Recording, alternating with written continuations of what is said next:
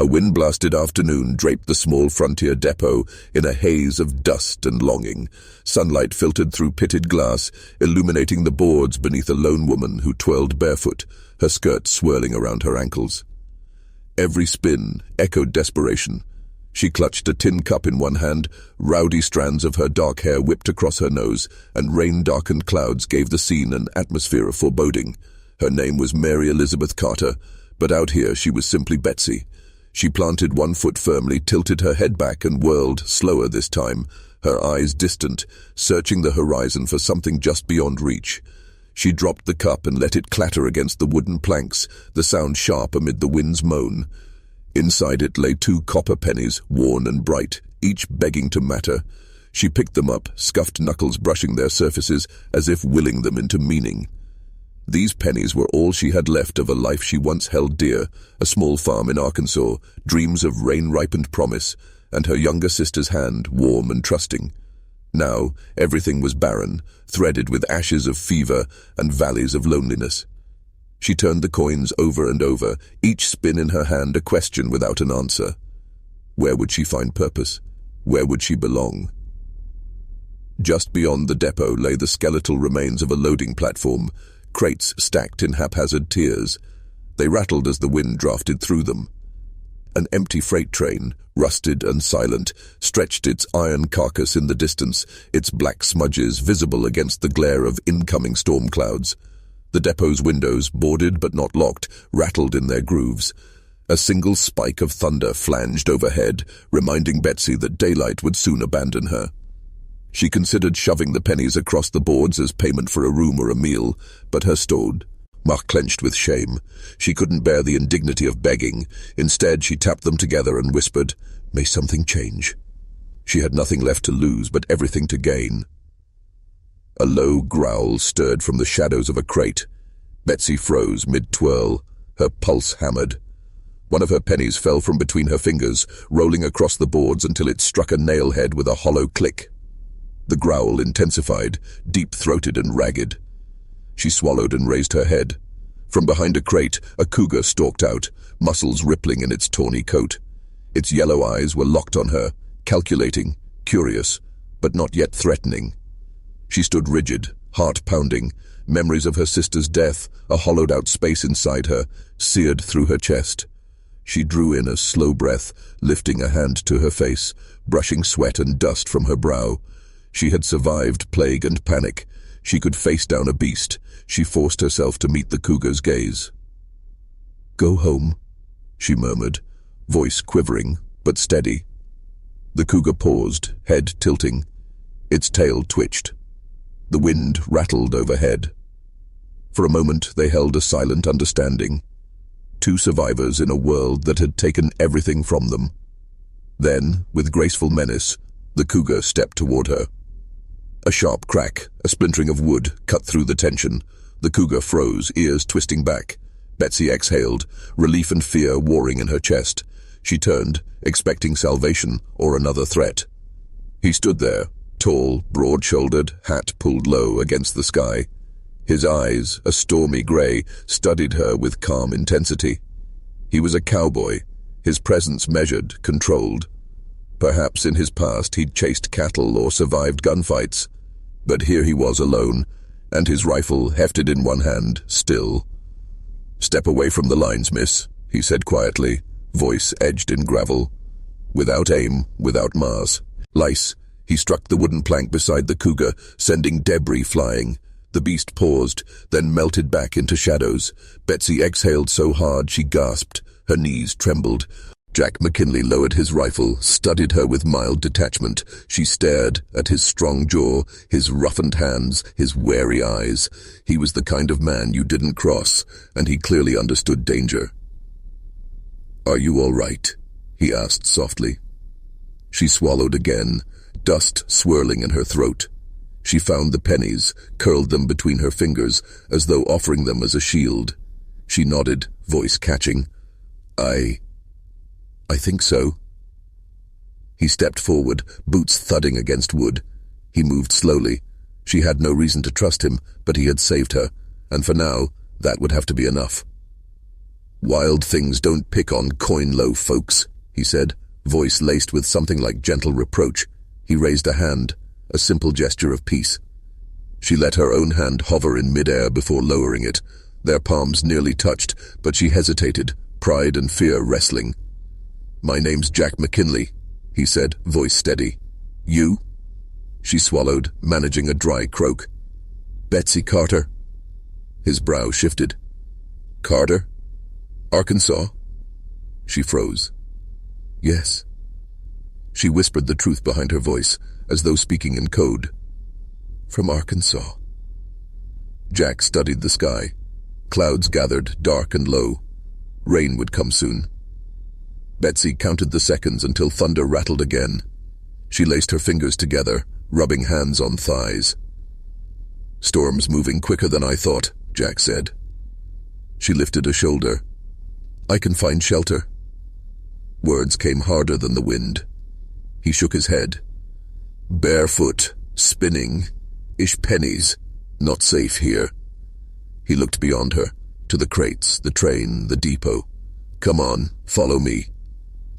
Barely believing she wouldn't die from fear, she separated her feet from the wood and followed him off the platform, through a tangle of crates and partially collapsed boxes, ducking under boards that had suffered decades exposed to sun and wind.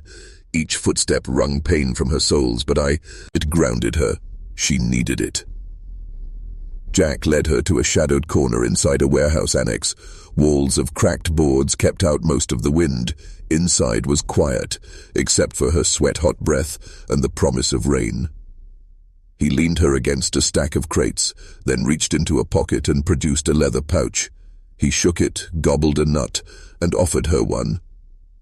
She stared at it as if it were a wild thing, then took it. The nut cracked beneath her teeth. Salt and wood and dust filled her mouth. She exhaled again and closed her eyes.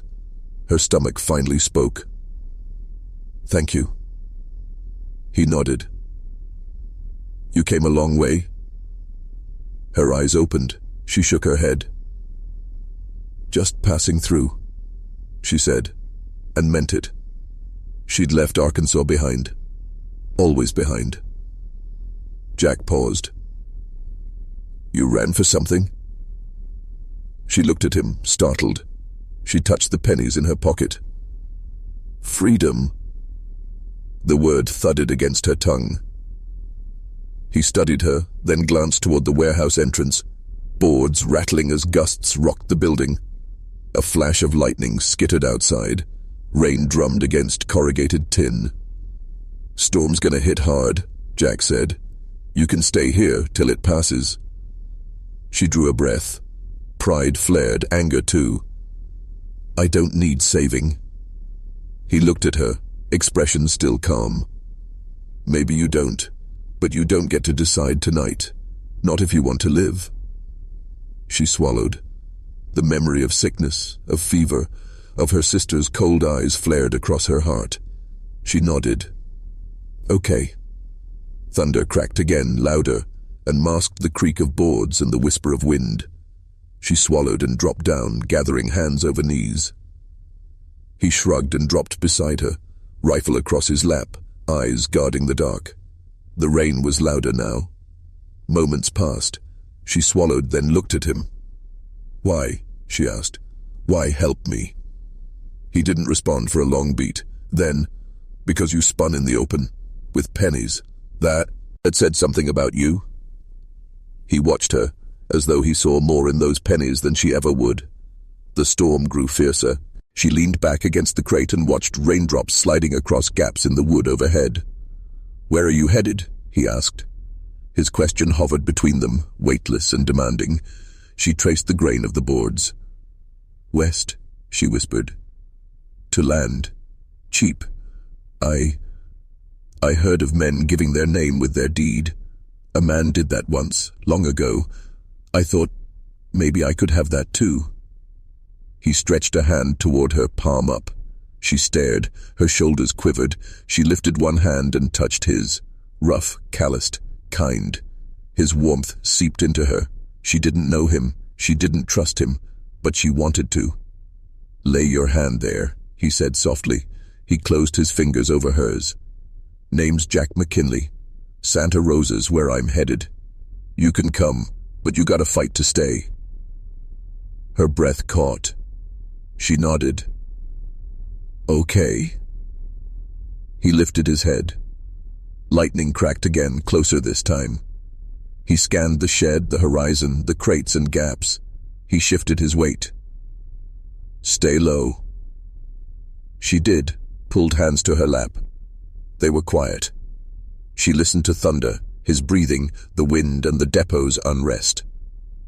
Something shifted outside, a creak, a footstep, a stifled cry or cough. They both tensed. Jack lifted his rifle, slid from beside her to the entrance. The boards rattled louder. He raised a cautious, trained ear. She watched him from the corner of her eye, imprinting his silhouette against the shards of lightning-lit boards. He looked like purpose, or at least a purpose she might hitch onto. She closed her eyes, pressed her cheek to the rough wood, and imagined rain-washed fields, future seeds, a single acre with her name on it. Jack reappeared, stepping into the wave-bent interior. His expression was tense, grave. He nodded once at her. "Sounded like more than storm," he said. He surveyed the crates and rails. "Bandits, maybe rustlers. Could be looking to cozy up with a trait, in full of freight." Terror spiked her temples, but it was familiar. It was not the first time she'd stared down death. She nodded. "What now?" He placed a finger over his lips, gestured toward a side door, nailed shut but with gaps large enough to peek through. He motioned her forward. She crawled beside him, nose bleeding wood dust. Jack kneeled beside a gap. They watched. Cloudburst rain poured. The depot platform was slick with mud. Boards glistened. Lightning split the sky. Two mounted men trotted in, lit by bolts of light. Their horses pounded waterlogged ground. They wore long coats and hats pulled low. Rifles hung from their backs. Jack recognized them. Bandits. The lead man dismounted. Mud splashed his boots. He spat, kicked at gravel. He surveyed the depot, speaking to the other man. Betsy leaned in, closer. Her breath caught. Jack frowned. The bandit leader turned toward the crates and depot, lifting a lantern. Light swung toward them, yellow and harsh. Jack stiffened. Betsy squeezed his hand. The world waited. Lightning cracked. The lantern light fell over the gap, but too low. The bandit's gaze flicked left, then right. They heard another voice, drunk, rough. "They in here?" The lantern swung again, closer. Jack pressed his finger to Betsy's lips, but she was already still, barely breathing. The bandit lifted the lantern higher. Jack's heart thudded. Betsy swallowed against his finger. The lantern's beam stretched across the wood planks of the shed's floor. Their feet were inches from death. Betsy closed her eyes. She inhaled Jack's earthy scent. He smelled like rain-soaked wool and maybe something like hope. The bandit said, "I'll give 'em 2 seconds, then I torch it."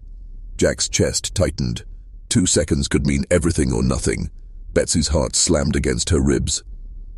Some impulse, deeper than fear, made Jack move. He stomped boards, stepped forward, threw himself across the gap. He shoved Betsy behind a crate, put the barrel of his rifle through a missing board, and squeezed off a shot. Thunder rumbled, but bullet rang loud. It struck a crate, splintered wood. The bandits flinched. One cursed. Lightning flashed again. The world flickered. Jack stood, rifle raised. Betsy stood with him, body shaking, eyes wet. She wasn't safe, but she wasn't alone. The bandits looked to each other. The leader lifted his lantern and spat. "Let's go!" He spun, spurring his horse, rein slack. The other followed. The rain consumed their retreating forms. The depot grew quiet again. Betsy sank to her knees behind crates, tears mixing dust on her cheeks. She breathed. Jack walked to her, knelt, and brushed the hair from her face. "You okay?" She nodded, though her throat ached. He didn't release his rifle. He only nodded back. They waited until the rain thundered, boards groaned, lightning flared. Then he let his rifle drop. She looked up at him, lips quivering. There was a question there. No answer. Not yet. He parted boards and peered outside. No bandits, no moon, only storm. He came back and sat beside her. Softly, he said, "You did fine." She closed her eyes. The pennies in her pocket lay unnoticed. Her heart hammered. She realized she'd only just begun. Thunder cracked once more, louder, final, like a promise. The rain washed the depot, pointed out a road forward. She sat there, beside a stranger, drenched, but alive. The world was far larger than 2 pennies. The unsaid promise of sunrise tugged at her. She took a breath. Jack offered the leather pouch again. She took it. He shrugged. She smiled. A wisp of relief, but real. And for the first time, Betsy believed the pennies had come this far for a reason. The storm raged around them. The world had shifted. But when she met Jack's eyes, she saw a spark of something new, someone to face it with. They sat in silence, heartbeats and raindrops marking time. Whatever tomorrow brought, incoming riders, wild cougars, or deeper storms, she wouldn't see it alone. The wind howled through the cracks in the boards, a voice of the wilderness clawing at their fragile shelter. Morning hadn't arrived, but the storm was losing its fury, dripping rain now instead of flinging it. In the quiet between bursts, Betsy could hear her heartbeat, steady now, but worn, like wagon wheels groaning under too much weight. Jack had barely slept. He sat against the crate, his rifle leaned beside him, hat low over his brow, listening. Betsy stirred beneath the ragged wool coat he'd tossed over her shoulders. Her fingers clutched the inside seam like it was a lifeline. When her eyes blinked open, she found him watching, not intrusively, not hungrily, just aware, as if taking count of her every breath. "You don't talk in your sleep," he said, voice low. "I was taught not to." Her throat rasped. He half smiled. "Taught by who?" Her gaze drifted past him. "My mother, and the fever." The words slipped out, uninvited. She regretted them, but didn't take them back. Jack nodded, as if he understood all she didn't say. "You lose her?" he asked, soft as a wind-blown leaf. "And my sister?" Silence bloomed between them, respectful and terrible. Jack stood slowly, knees cracking. "Storm's thinning. We'll move west by sunup. I've got a lean-to 10 miles out. Water, jerky, not much, but safer than this." Betsy didn't answer right away. She studied the wood grain beneath her hands. Then, looking up, "Why take me with you? What do I bring you?" He paused. "Nothing." The word hung in the air, cool and clean. "But," he added, "you didn't scream when that cougar showed up. You didn't cry when those bandits nearly lit us up. You held still. That's not nothing." She looked away, embarrassed and oddly proud. He offered her a piece of dried venison from his satchel. She took it, chewing slowly, jaw tight. Her stomach, traitorous, grumbled approval. "We'll need to cross the Devil's Draw," he said between bites. "Twist of gulch that breaks every wagon it touches. But there's a trail the Army scouts used once. Dangerous, but quick." "Devil's Draw," she repeated. "Sounds welcoming." His mouth curved again. "Not unless you're on fire." A pause stretched between them. Then she asked, quieter, "Have you ever lost everything?" His eyes didn't move. "More than once." She saw the shadow there, some old wound tucked under silence. Jack was like the land around them, tough, scarred, beautiful in places no one noticed. "What made you keep going?" Jack didn't blink. "One day I figured dying was too easy." They both sat with that truth. Then she pulled the coat tighter around her shoulders. "What if I slow you down?" He shrugged. "Then we move slower." She scoffed, but it wasn't cruel. "You don't owe me anything." "I don't," he agreed. "But you spun barefoot on a depot floor like you still believed someone might see you. That's rare." Betsy lowered her gaze. She didn't believe in rescue, not really. But being noticed, truly seen, cut deeper than pity ever could. They waited for the light. When it came, It crawled over the horizon, sluggish and grey. Dawn in the high desert didn't care about beauty. It only delivered what it owed. Betsy stood first. Her bare feet touched cold earth, but she didn't flinch. Jack watched her gather her hair back with a strip of cloth and tuck the pennies into her pocket. "Ready?" he asked. She gave a single nod. "As I'll ever be." The path out of the depot snaked between long dead brush and outcroppings of broken sandstone. Jack led with practiced steps, rifle slung low. Betsy kept up, the coat swaying around her knees, eyes alert for any sign of life or threat. They didn't talk much. The desert had its own language, footfalls, hawk cries, the moan of wind slipping through rock. By midday, sweat darkened the edges of her dress, but she didn't complain. Her feet ached, blistered and raw, but she grit her teeth and walked. Jack noticed. He didn't say a word, but went to hers. "Hey," stopped by a stream bed. He knelt and tore 2 strips from his undershirt. He washed them, wrung them out, and tied them around her feet like makeshift sandals. She stared down. "You didn't have to do that." "I know," he said simply. They drank from the stream in silence. Betsy caught her reflection. Sun-bruised skin, sharp cheekbones, eyes that looked too old for her 20 years. Jack was behind her, but not watching.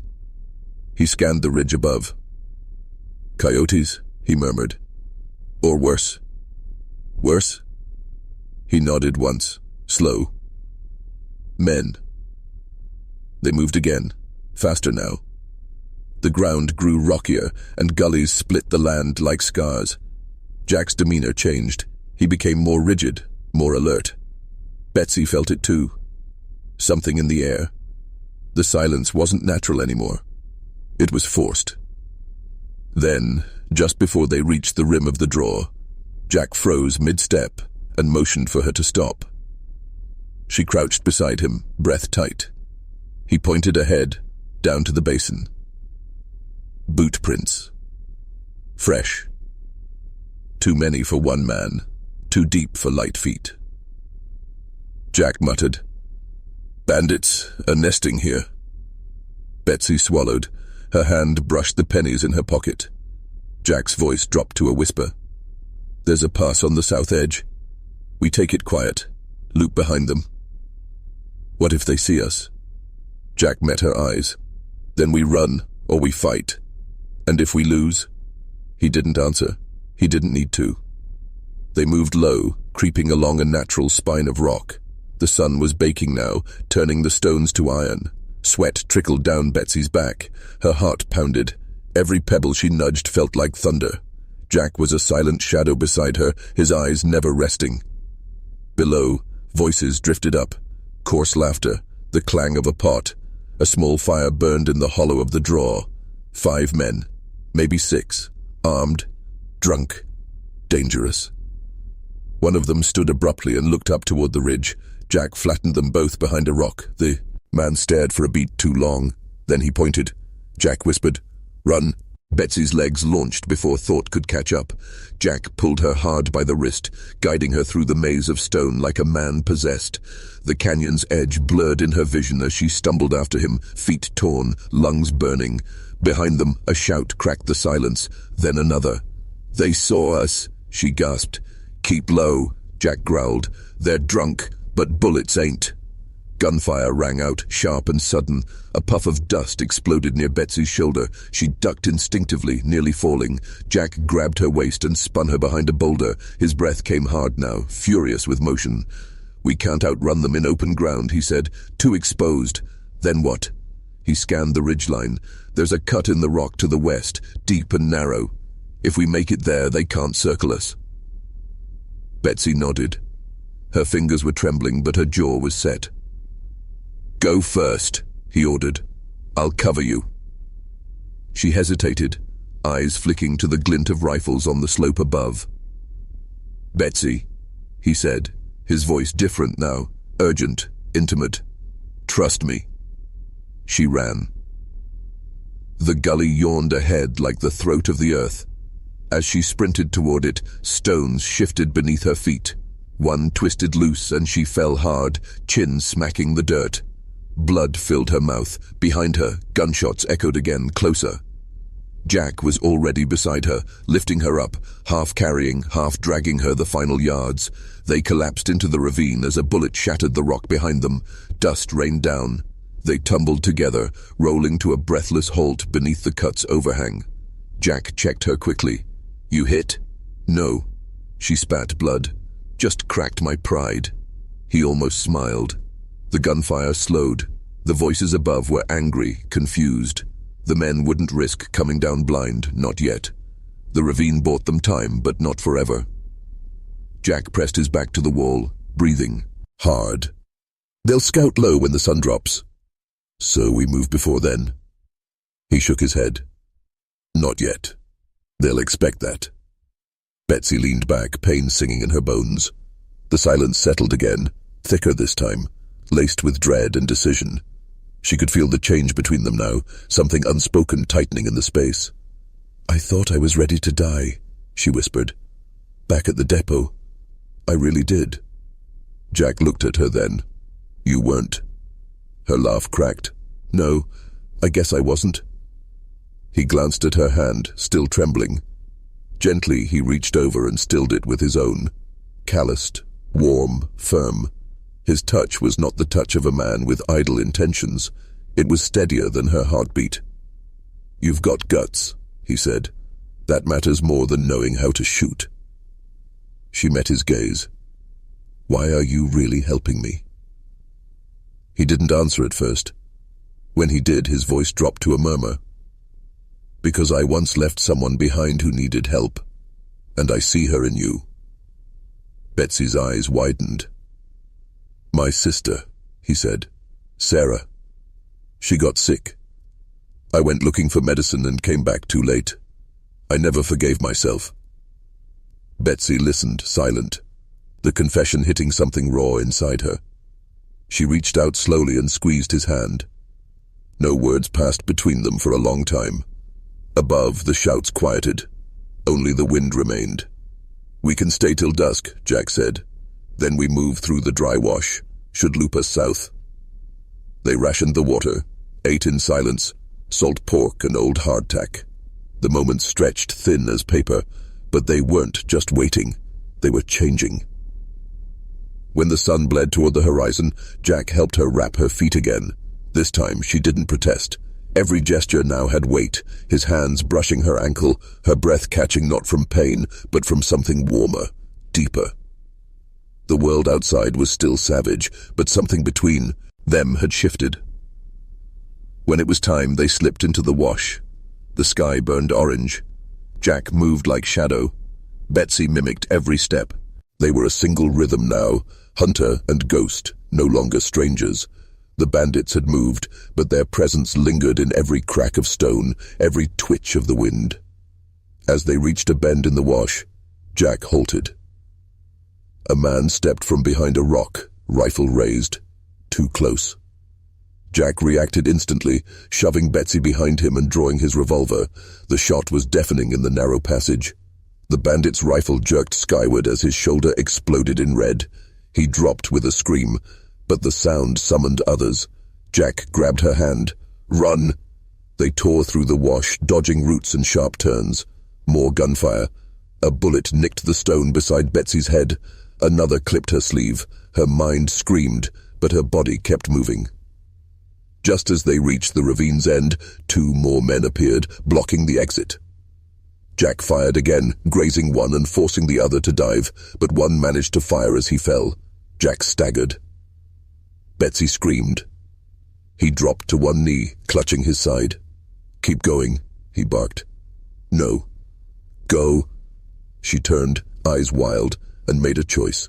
She rushed the nearest bandit before he could reload, grabbed a jagged stone and slammed it into his wrist. He shouted, lost grip of his weapon. Jack, bloodied but upright, fired again, point blank. The other man fled. Silence returned. Betsy stood there shaking, covered in dust and blood, not all of it her own. Jack leaned against the wall, sliding down. "You saved my life," he muttered.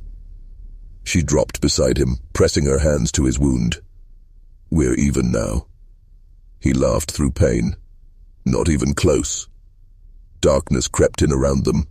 She tore another strip from her skirt, pressing it into his wound, tying it off. He winced, but didn't flinch.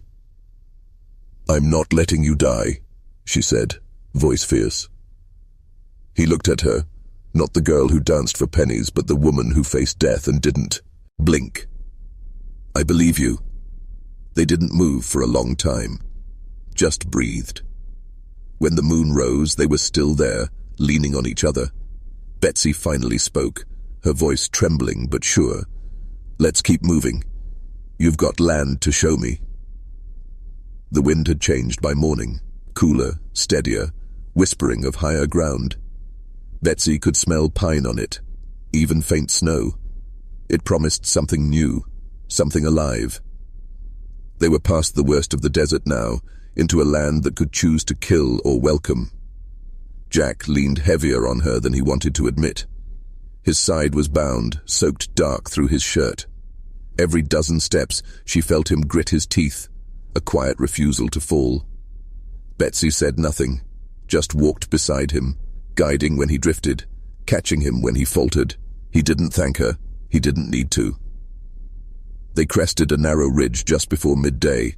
Below, a valley opened like a secret, thick with brush, two silver streams winding together, and in the center, a weathered cabin crouched under tall firs. Smoke curled from the chimney, not much, but steady, alive. Jack exhaled. "Home." Betsy looked at him. "Yours?" He nodded. "What's left of it?" As they descended, she saw more. Broken fencing, the hint of an old corral, a windmill turned useless. No animals, no signs of life but the smoke. It wasn't a dream of land. It was a stubborn scar carved into wilderness. But it was his. By the time they reached the cabin door, Jack was staggering. Betsy helped him inside. It was dim and quiet. Dust hung in sunbeams cutting through gaps in the roof. The furniture was sparse. A table, one chair, a rusting stove, and a cot tucked in the corner. On the wall, a faded photograph. A young girl with Jack's eyes. "Sarah?" he whispered, touching the frame. Betsy eased him onto the cot. "Lie back. Let me see."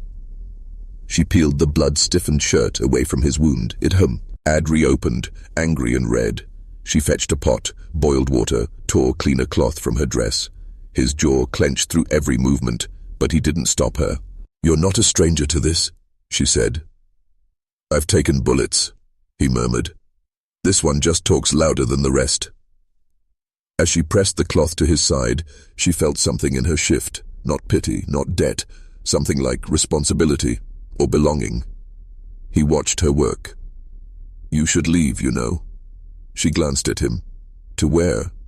"There's a town north of here, Greeley, might be safer." She snorted. "From what? Dust? Starvation?" Jack studied her, eyes dimmed with pain but sharp with meaning. "You don't owe me anything." Betsy held his gaze. "I'm not here because I owe you." That silenced him. The room settled into quiet again, the stove clicking as it cooled. She finished binding his side and sat near the door, eyes scanning the land beyond the cabin. "They'll come," Jack muttered. "The ones who chased us. Men like that don't forget." "Let them," she said. "I've got a few stones left." He smiled weakly. A day passed, then two. Jack slept, healed slowly. Betsy kept the fire going, drew water from the spring, foraged what she could. She found old beans in the cupboard, weevilled but salvageable. She cooked them with wild garlic and watched his color return. One night, as dusk fell blue over the valley, Jack stirred and sat upright. His face was pale, but his voice steadier. "There's a deed in the strongbox," he said suddenly. "To this land. My father's name is on it, but I never added mine." Betsy looked up from the fire. "Why?" "Didn't feel like I'd earned it. Not after Sarah." She didn't press. He turned to her. "But if I die, it should go to someone who's not afraid to stay." Her breath caught. "Betsy," he said, "I want to give you this land." The words stunned her. She stared at him, blinking, Sure she'd misheard. "I can't take that," she whispered. "It's yours. I've seen what you'll fight for. That means more than blood." She shook her head. "You're not dying." He laughed dryly. "You're bossier than I thought." She rose and crossed the room to him, kneeling beside the cot. "If you want me to stay, ask me." He looked at her, this girl who danced barefoot for pennies, who now held his life in her hands and didn't tremble. "Will you stay?" She nodded. "Yes, but not for land, not for safety." His voice was quieter than the wind. "Then for what?" Her fingers brushed his. "For you." Outside, the moon rose over the valley like a watchful eye. The days that followed were slow, healing days. Jack grew stronger. He showed her how to split wood properly, how to bait a snare, how to check for bear prints by the spring. She taught him to listen, not just to the wind, but to the space between words, the stories behind scars. Their silences changed, no longer heavy but full of meaning. One morning, as they worked side by side repairing a broken fence, a rider appeared on the ridge. Betsy saw him first. Her voice barely rose. "We've got company." Jack didn't reach for the rifle. He didn't need to. The man was alone, but the way he sat, his horse said trouble. They waited. The rider approached, dusty, lean, and sun-leathered, with a six-shooter and a sneer carved into his face. Betsy recognized him from the ravine. The bandit. He pulled his horse to a stop 10 feet out. Spat. "Well, I'll be damned," he drawled. "Didn't think you two made it." Jack said nothing. Betsy stood still as stone. The man looked her up and down. "Didn't peg you for frontier stock, girl. Thought you danced for pennies." "She fights for land now," Jack said evenly. The bandit laughed. "You think this little patch is safe? There's more coming. Men with hungers. You can't guard it forever." Jack stepped forward. "Then you'd best get started. Long ride back." The man's eyes narrowed. His hand dropped toward his pistol. Betsy moved first. In one motion she raised the shotgun from behind the fence post, an old thing, rusted but loaded. The bandit froze. She didn't smile. "You want to find out how deep we've planted here?" He hesitated, measured them, and turned his horse. "Won't be the last," Jack muttered. "No," Betsy agreed, "but I'm still standing." Jack turned to her. "You didn't flinch." "I don't anymore." He nodded once. "Then maybe you've earned it." She looked at him. "The land," he said. Her eyes burned, not from fear but something fuller. Then, gently, "And the name?" He hesitated, not out of doubt, but reverence. "If you want it." Betsy smiled for the first time in days. "Ask me." Jack stepped close. "Will you take my name?" She didn't speak, just reached for his hand. They worked in silence the next morning, mending what little fencing remained. Jack's movements were slower, not from pain now, but from the weight of thought. Betsy could sense it in the way he tightened each knot on the fence wire, in the way he stared across the valley like a man memorizing every corner of a world he wasn't sure he'd keep. "I've been thinking," he said finally, "about names, what they mean." She looked up from her task, shielding her eyes from the sun. "My father's name got carved into a stake out here in land court. Paid in blood, mostly. He thought giving a name to dirt made it holy. But it didn't stop the sickness. Didn't stop the war. Didn't stop Sarah from dying." Betsy listened, her hands stilled now. "But I watched you take a name no one gave you," he continued. "Dancer, orphan, runaway, then survivor, fighter." He turned to her. "I figure. Maybe names ain't something you're handed. Maybe they're something you build." She stepped toward him, close enough to hear the wind catch in his collar. "Then let's build one." Their fingers touched over the fence post. But peace in the frontier was a fragile thing, and time rarely allowed it to last long. The rider came at dusk. Not the lone one from before, but three, now, all armed, all grim-faced and dust-worn, riding with the stiffness of men who'd ridden hard with purpose. Jack saw them first, high on the ridgeline above the stream. They came back. Betsy didn't ask who. She didn't need to. She was already moving, already thinking of the shotgun, already checking the rounds in her apron pocket.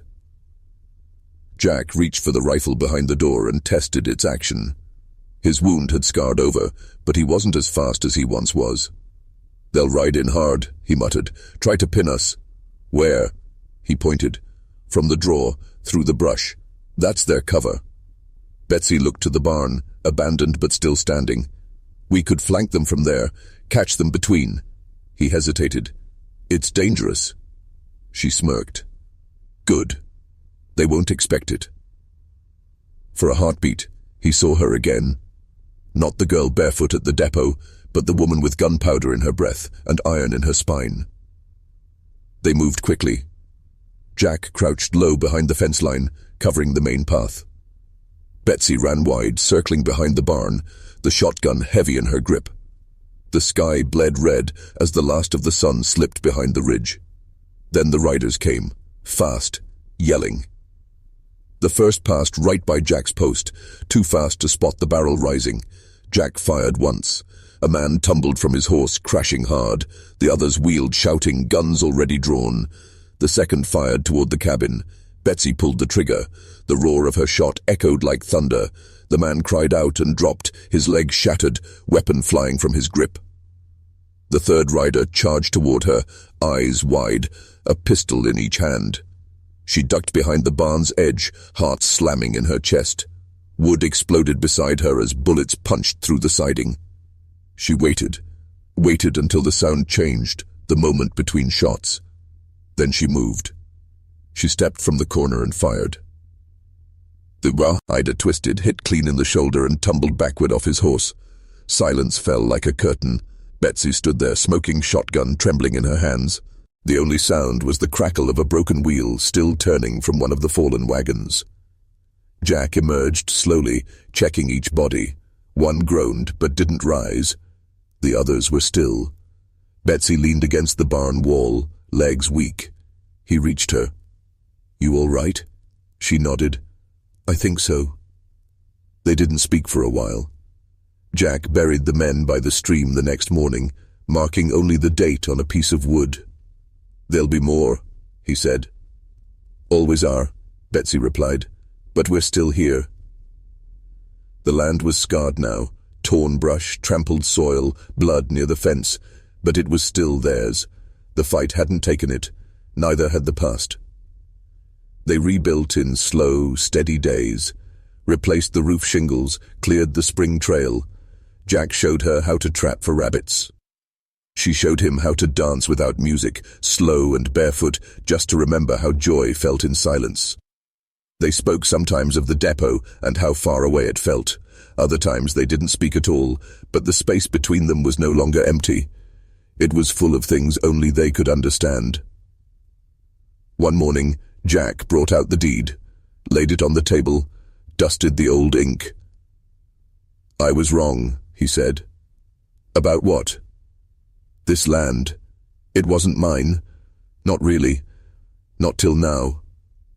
He handed her a pencil stub. "You sign it." Betsy stared at it a long time. Then she wrote, "Betsy May Hollowell." Jack looked at it, then at her. "That your real name?" She smiled. "No." He leaned forward. "Then what is it?" She hesitated, then met his gaze. "Betsy May Calder." Jack looked at her as if seeing her for the first time. He took the paper, folded it gently. "Then let's make it mean something." Later that week, a circuit rider came through. They asked him to stay the night, fed him stew, and let him sleep in the barn. The next morning, Jack shook his hand and asked him to officiate. No guests, no lace, just a sunrise, 2 rings carved from elk bone, and vows spoken under a pine tree with the bark still etched by Jack's father.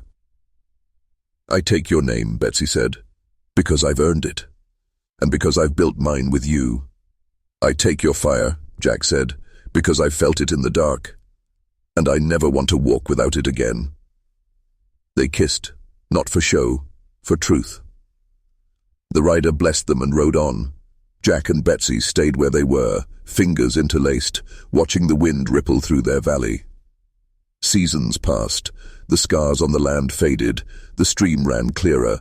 Grass pushed back into the cleared fields. A colt was born in spring, wild and stubborn. Betsy named him Cole. And then, one autumn morning, she stood barefoot again, on their porch this time. Not dancing, just swaying. The wind tugged her dress as she held a child in her arms. A little boy, pale-eyed and squinting at the sun. She whispered something to him. He laughed. Jack stood nearby, whittling a length of wood into the shape of a wagon wheel. She turned to him. "He'll ask one day," she said, "where we came from, how we ended up here." Jack looked up, smiling. "What'll you tell him?" Betsy glanced at the dusty trail beyond the cabin. That once, a girl twirled barefoot for pennies at the edge of nowhere, and by sundown, a cowboy gave her land and his name. They looked at each other. No more running, no more forgetting. Just the land, the name, the legacy. If this story moved you, if you felt the dust in your lungs and the weight of that name, consider sharing it. Like, comment, and subscribe to our channel for more stories from the forgotten frontiers, where every name has a history and every history deserves to be told. What would you do if you had to earn your name? Tell us below. We're listening.